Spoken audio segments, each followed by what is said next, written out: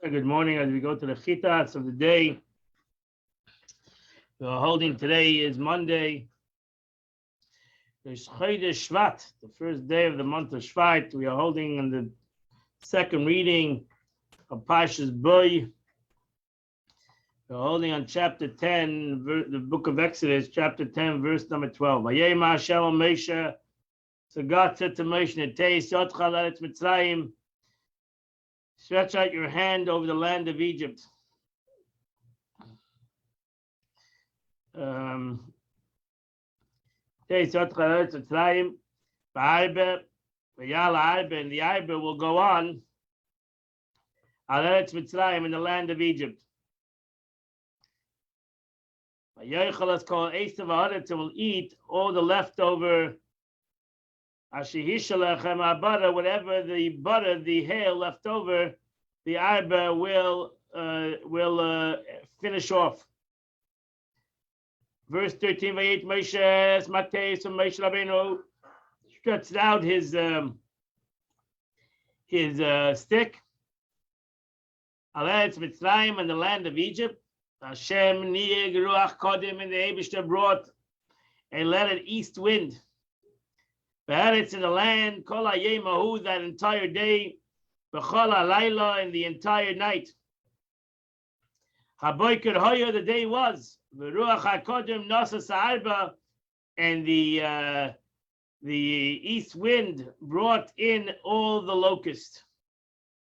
Now she says the east wind bore the locust because the east wind came opposite it. For Egypt is in the southwest of Israel, as explained elsewhere. Vayala Arba Eretz Mitzrayim, and the locust came all over the land of Egypt. V'yanach b'chol gvul Mitzrayim, and it landed in the borders of Egypt. Kovid ma'od. This was extremely, very severe. There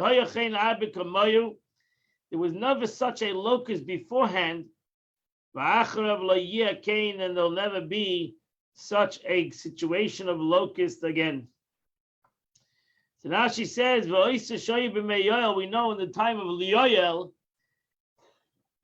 in the book of Yoel, it says, it took place in the days of Yoel, it says like this, which is never seen. There was also a plague of locusts there in Israel, for which we learned that it was more severe than that of the plague of the days of Moses, namely because that one was composed of many species of locusts that were together.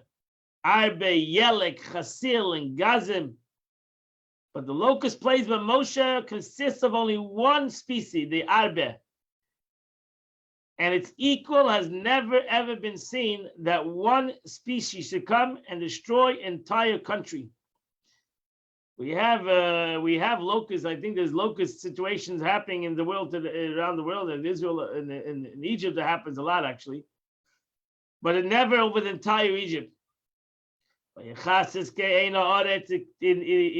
covered over the view of the earth.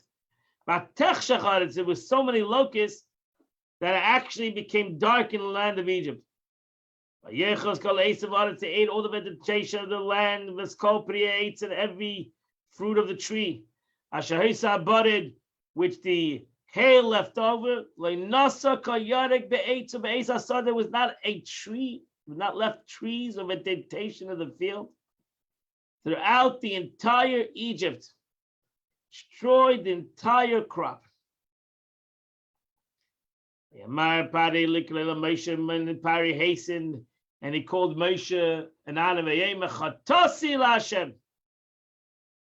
I have sinned unto you. Forgive me for this and pray to God. Take away this death. So they left part of it, and they cried out to God. And the Lord reversed the very strong west wind. And it picked up all the locusts, and it threw them all in the Red Sea. There was not one grasshopper. There was not a grasshopper to be found in the whole of Egypt.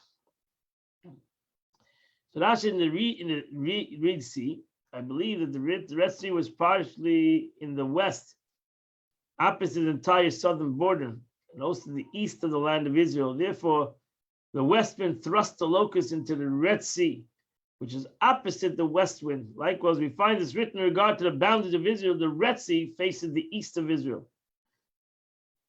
And it said that for the Red Sea to the Sea of the Philistines.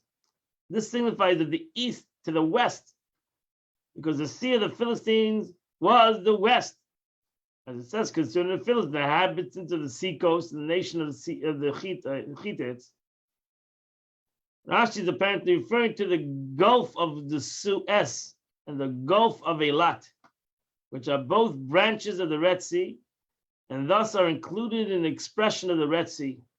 The latter is the eastern boundary of the Holy Land, while the Gulf of the Suez is Egypt's eastern border. So since Philistine dwelt in the Mediterranean seacoast, the Red Sea mentioned in that context was surely the Gulf of Eilat. The Red Sea mentioned here is the Gulf of the Suez Canal, where the locust was deposited. Nishar Arbe Echad, there was not one locust in the land, even Afa Maluchim Shamoch, even those that they salted ones that already grabbed and they were put it away to eat. They were all, the wind came and blew them all away. And God strengthened the land, the heart of Pari. And he still did not send the Jewish people. So God said to Moshe, reach out your hand on the heavens. And darkness will come over the land of Egypt. And there'll be a darker, even darker. Nash will explain what that means. The darkness will become darker upon them than the darkness of night. And the darkness of night will become even darker. Yamish. Now, many words lack the aleph. Look at this grammar. So, yamish, it means that it's going to come, the thickness of the darkness will come thick. They wouldn't be able to move. So Moshe reached out his hand on the heavens, and there was this thickness of darkness upon the entire land. Shloishes yamim for 3 days. So there was thick darkness in which they did not see each other for 3 days. And another 3 days of darkness, twice as dark as is. So it was such a thick darkness that not only they couldn't see each other, but they couldn't stand up. They were stuck in their place for 3 days. If he was sitting, he was unable to stand. And if he was standing, he was unable to sit. So there was another 3 days. Part of the 7 days, the last 3 days was such a darkness that they could not move. Now, why did God bring upon darkness upon them? Why was this the last plague? Because the next plague is the plague of death. The 9th plague is the plague of the death of the firstborn. So why was this the last plague? So because there were among the Israelites in the generation wicked people who did not want to leave Egypt. There were Jews who did not want to leave Egypt. So the Egyptian would not, so they died.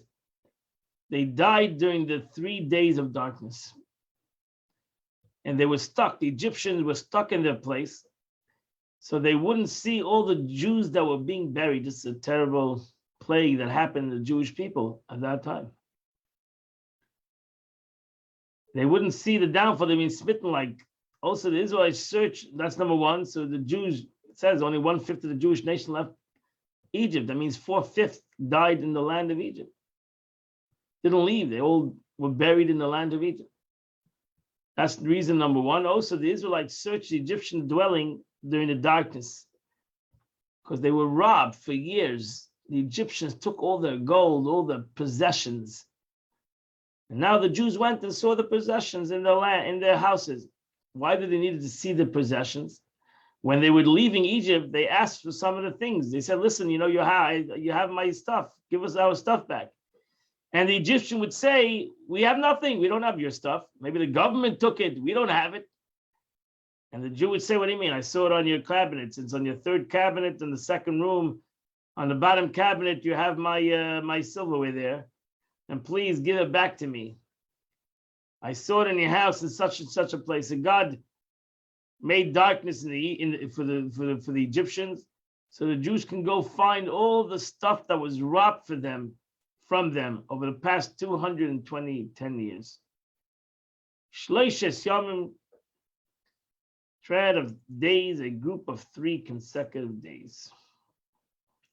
Loira ish esachev, they did not see each other. V'leikam ish mitachtav, and no one rose from his place. Shloishes Yomim for 3 days. Ulachol v'nei Yisrael, but to the children of Israel, Haya b'mishvaisam, was light in their dwellings. And that completes the Chumash for today. We now go to the Tanya of the day, which we're holding in chapter 15 of Tanya. So the Alter Rebbe started to explain the verse that says, and you shall see the difference between a righteous man and a wicked man, and one who serves God and the one who doesn't serve God. So in essence, there are 4 different kinds of people.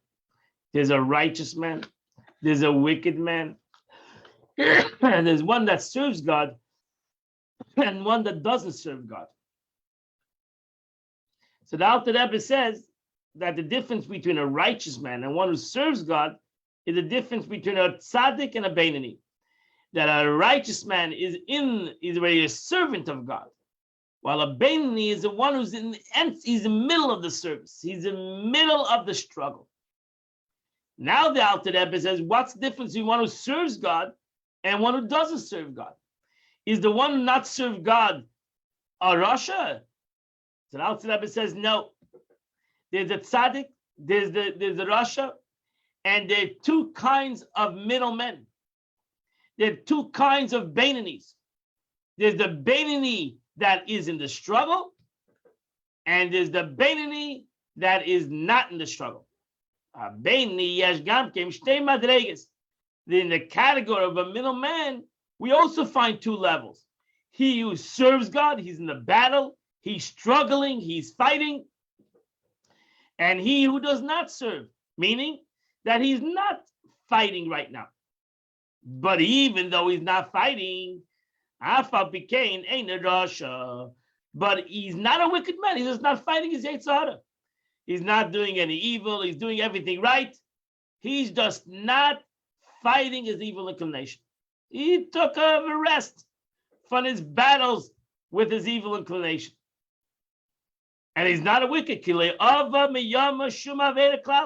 because he has never done an Aveda, right? If he's done a sin, then he is wicked. Even if he did a minor sin, he's wicked to that sin. And he did every mitzvah that he can do. He's sitting and learning Torah. Well, a person is like Rabba, it's like a person like Rabba who never stopped to study. But what's the problem? So what's the problem? He's not going out to battle with his Yetzer Hara. That means he says, you know what? I want my Yetzer Hara to just sleep. No. A beinoni has to antagonize his Yetzer Hara. He has to go out to war with his Yetzer Hara, with his evil inclination. Because ultimately he has to vanquish it, to win it. From the light of God that shines upon his godly soul, what's in his mind. He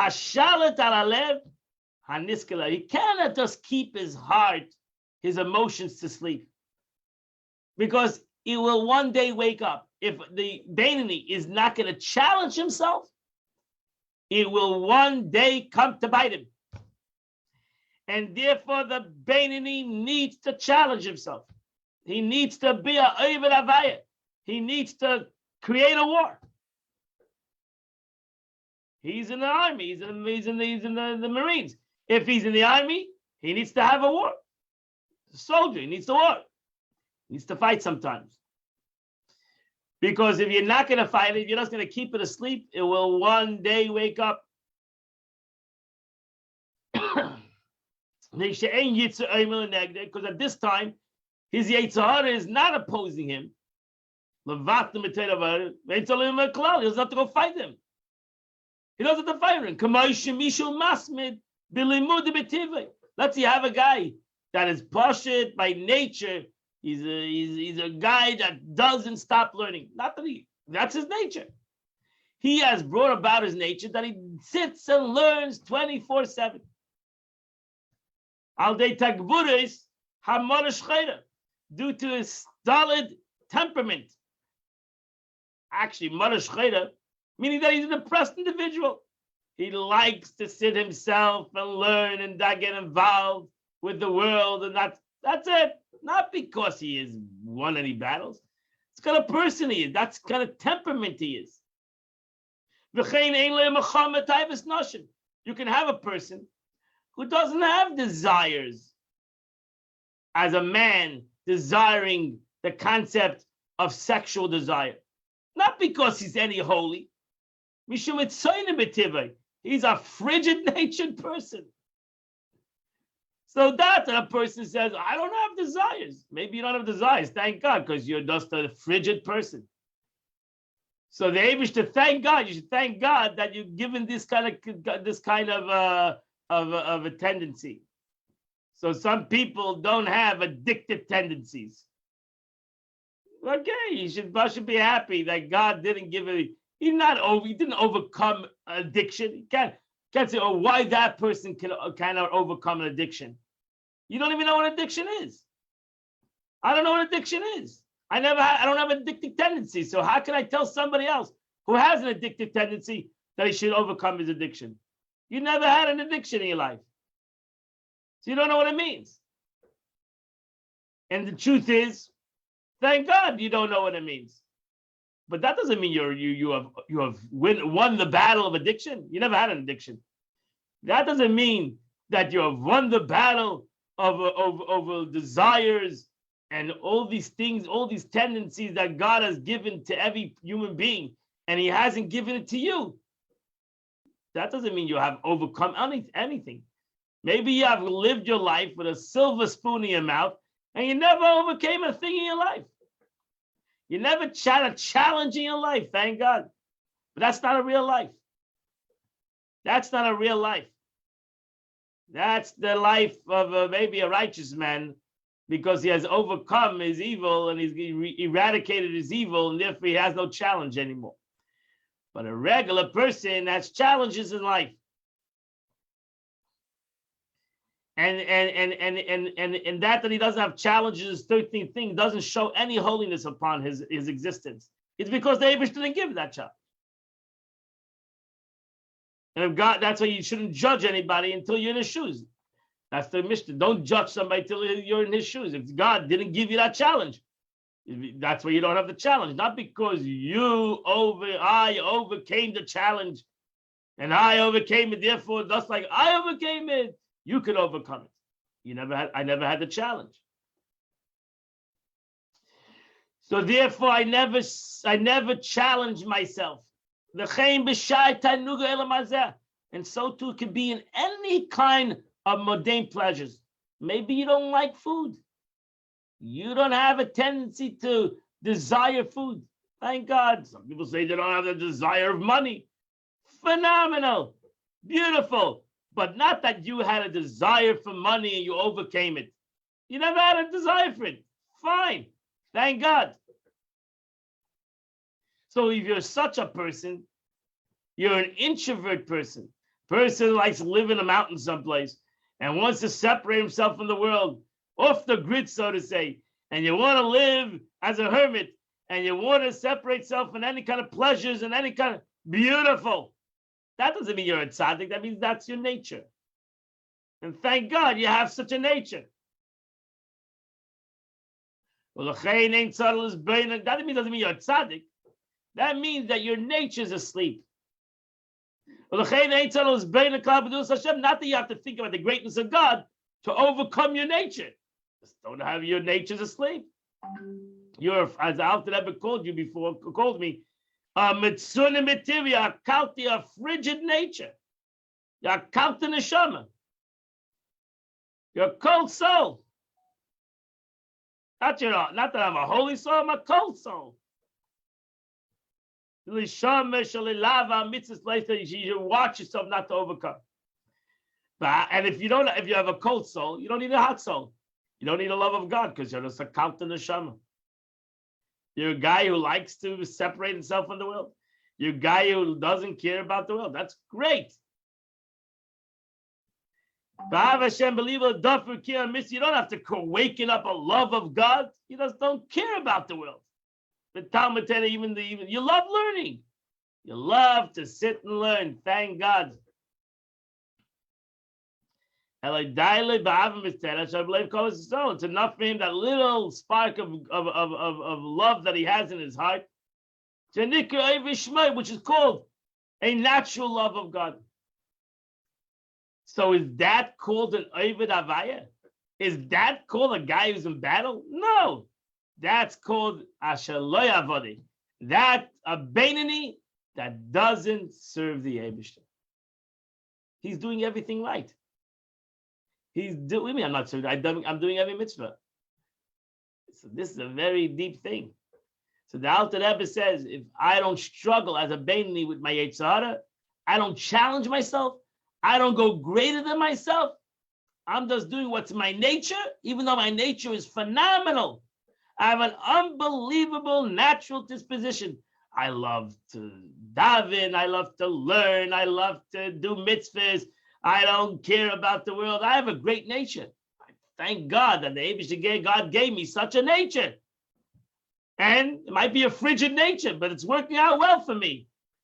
It's doing fine. It's actually working fine. It's a good thing. But you know what? That's not called in the service of God. That's ultimately serving yourself.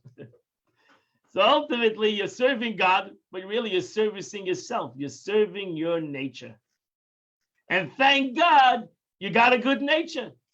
Thank God God gave you a good natural disposition. That's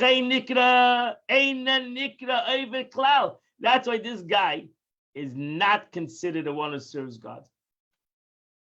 Because this love is not making or achieving any means. It's not. It's just hidden, and he doesn't need it. He doesn't need to come on to God. He doesn't need to come on to any help, to any struggle, because he has those struggles.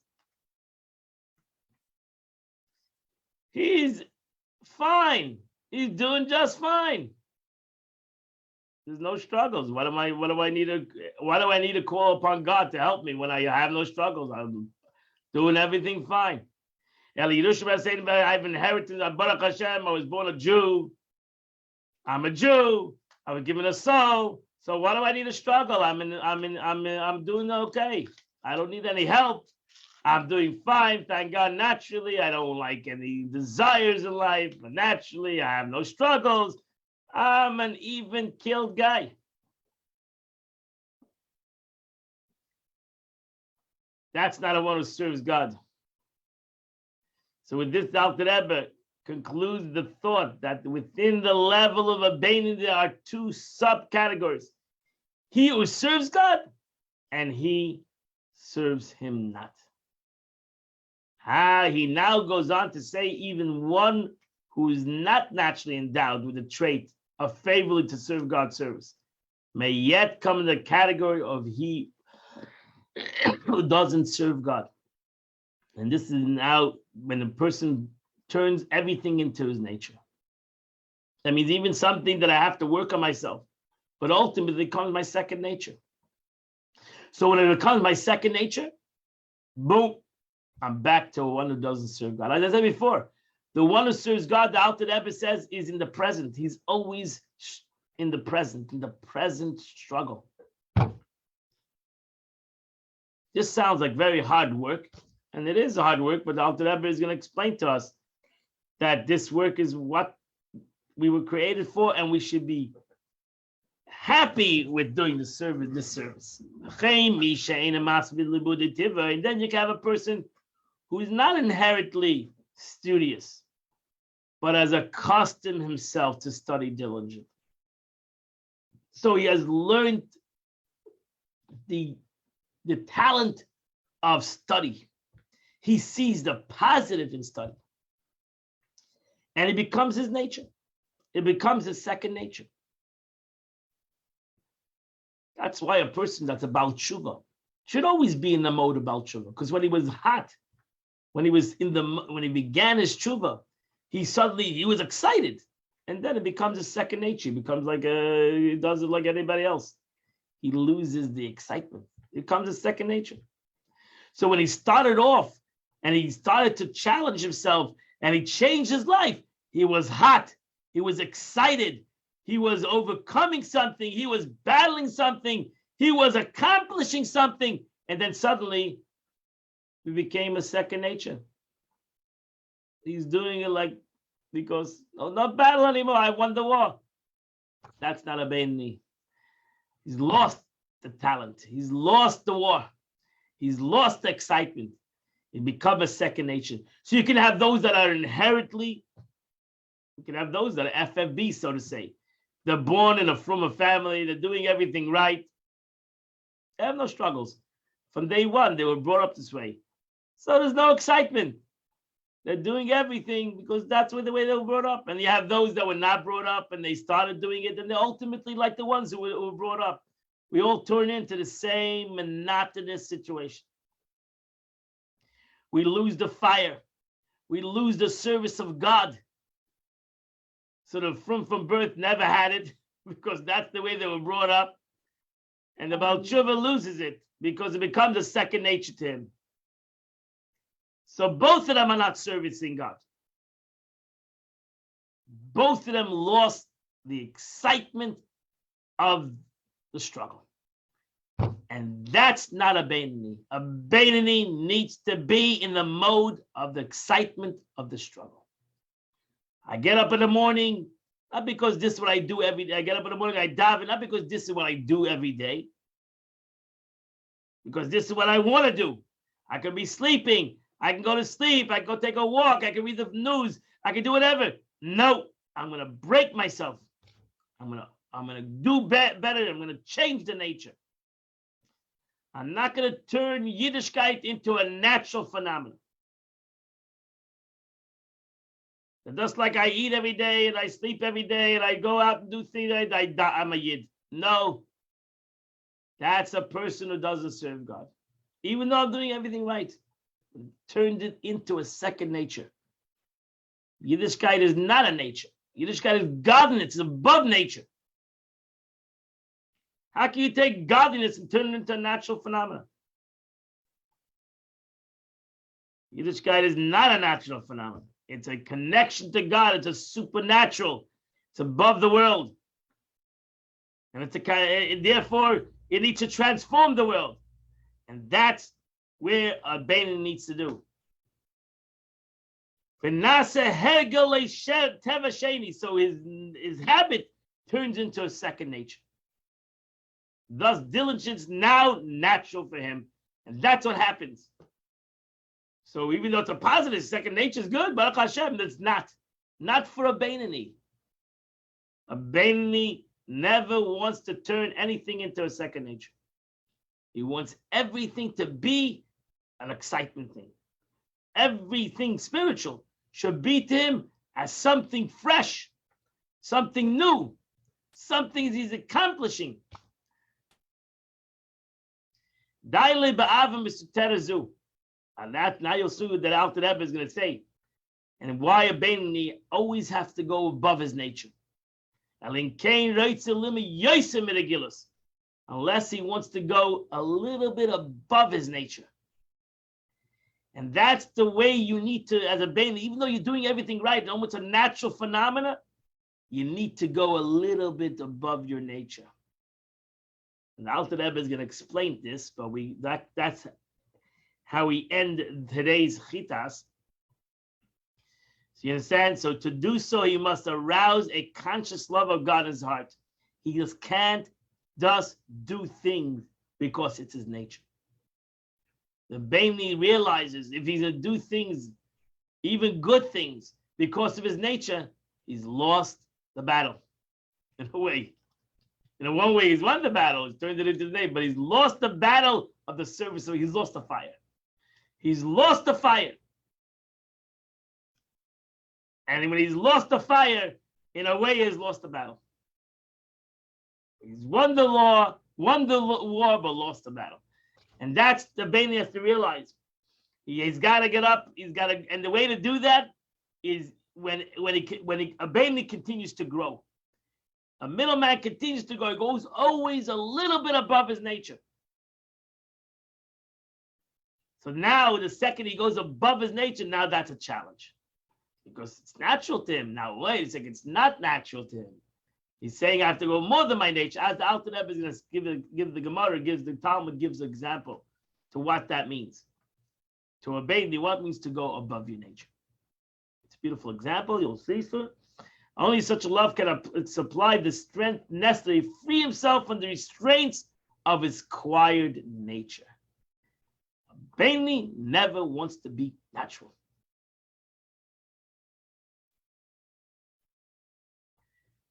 Because if he's, I'm saying the higher level of Baini. There's two Bainis out there. The higher level, the one who serves God, never wants it to become natural. While the one who doesn't serve God has turned this whole Yiddishkeit into a natural phenomenon. And he's doing everything right, but he's turned it into a natural phenomena, which that's not the one who serves God. We should always be in the service of God. My friends, this ends the time of the day. Today is the first day of the month. There's Chodesh, which is the Tehillim, chapter 1 to chapter 9. Chapter 1 to chapter 9, and you've done the Chitas of the day. I want to wish you a beautiful, wonderful Chodesh, a beautiful day, a good, wonderful Chodesh, and we'll see you all tomorrow at 8 o'clock when we'll continue the Chitas of the day. Have a wonderful Chodesh. Should be a Chodesh of good things, a Chodesh of Geula, only good things for the Jewish nation and the world.